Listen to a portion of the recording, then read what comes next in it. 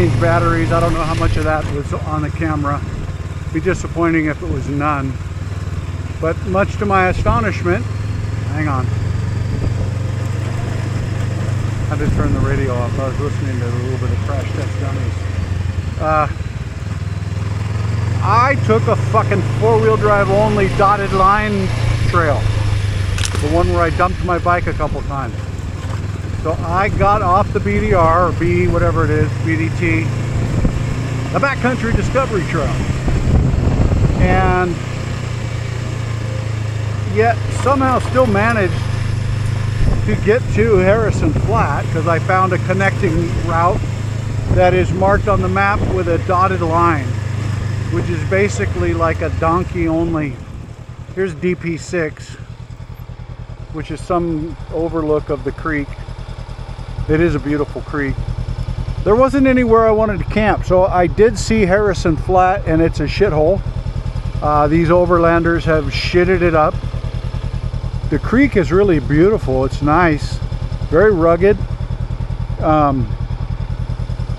So I guess the next thing to try to discover is if there's any backpacking into this creek, because you know the fire roads, they do what they do. They cross the creek, but the spot where it crossed the creek and then just a little bit up from there, both it seemed like people have stayed the night there or camped there, or whatever you want to call it, but they're not campsites. There's no sense of being having any sort of solitude or isolation. But I'm back on the BDT, and I'm headed to, well, slope first, and then I'll decide where to go. Part of me is tempted to just ride on home, on account of, you know, it didn't turn out the way I thought it was going to. And then another part of me is like, well, we might as well stay out at night. I've got food, breakfast, coffee, tent, a hammock. So why not stay out at night? But I just got to find a place I'm willing to stay. I don't think I want to go to Silver Lake. I don't think I want to go to Red Bridge because I think that gets too much pressure from Quincy. The town of Quincy, not my dog. My dog, rest his soul.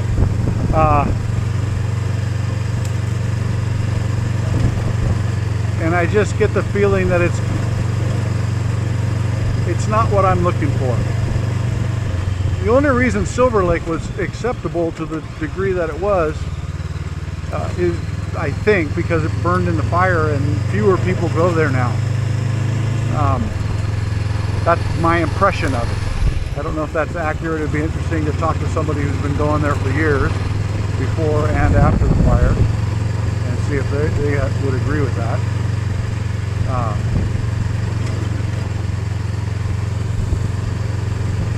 I don't know that I want to drive all the way up there and then find out I can't get a lakeside camp, because I might stay there if I could get a lakeside camp.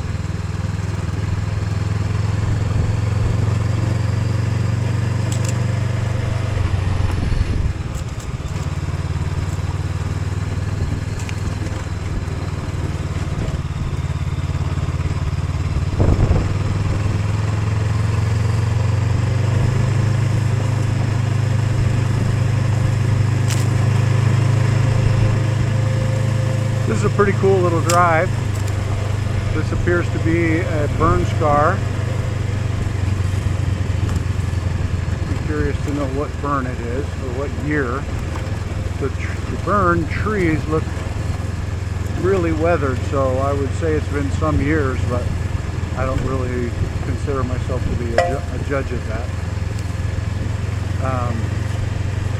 A rock just hit the skid plate and startled me, but also reminded me that I think my skid plate is full of rocks and dirt from one or more of the fallovers.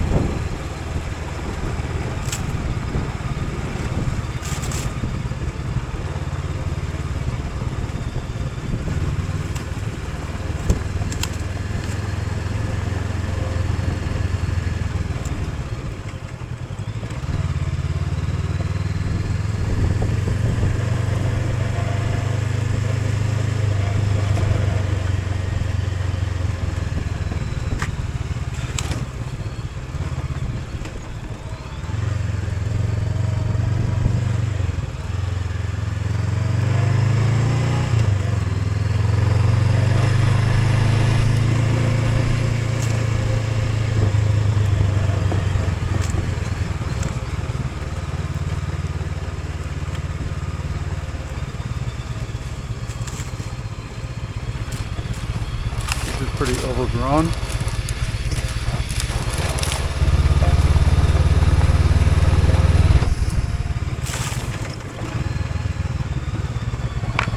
Clunk.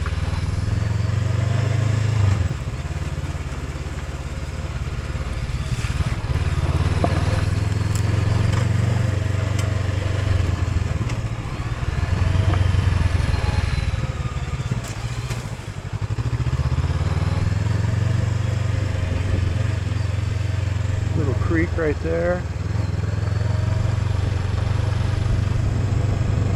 People camp right there. Probably hunters, I'm guessing. I can't imagine a camper camping there. Certainly can't imagine me camping there. It would have to be pitch black, dark, too late to go on type of a deal for me to camp in a spot like that. It's just not my thing.